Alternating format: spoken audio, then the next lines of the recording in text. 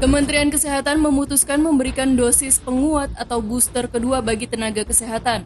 Pemberian vaksin ini untuk meningkatkan perlindungan kepada tenaga kesehatan di tengah meningkatnya kasus penularan COVID-19 belakangan. Keputusan ini tercantum dalam surat edaran Kementerian Kesehatan tentang vaksinasi COVID-19 dosis booster kedua bagi sumber daya manusia kesehatan pada 28 Juli 2022.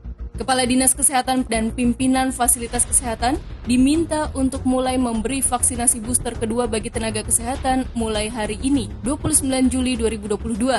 Vaksin yang dapat digunakan adalah vaksin COVID yang telah mendapatkan persetujuan penggunaan darurat atau Emergency Use Authorization dari BPOM dengan memperhatikan ketersediaan vaksin. Ini dan naiknya kasus ini, maka kita khusus kepada kelompok risiko tinggi yang sudah lebih dari 6 bulan di vaksin ketiga atau booster, itu kita programkan mulai besok. Untuk yang pertama adalah tenaga kesehatan yang kita beri dengan nama vaksin keempat atau booster kedua. Nah, ini kenapa tenaga kesehatan? Karena ini kelompok risiko tinggi, juga lansia, imunokompromis maupun komorbid. Jadi secara berurutan akan kita lakukan bertahap. Nah, untuk yang pertama ini tenaga kesehatan karena mereka ini garda terdepan. Kementerian Kesehatan mencatat per 28 Juli 2022 capaian vaksinasi dosis pertama sudah lebih dari 202 juta dosis atau 97,16%. Adapun dosis kedua juga hampir 170 juta dosis atau 81,6%. Namun capaian vaksin dosis ketiga baru mencapai 55,2 juta dosis atau baru 26,55%.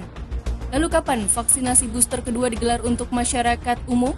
Yang jelas belum dalam waktu dekat karena pemerintah kini masih mengejar target capaian vaksinasi booster pertama hingga mencapai 50%.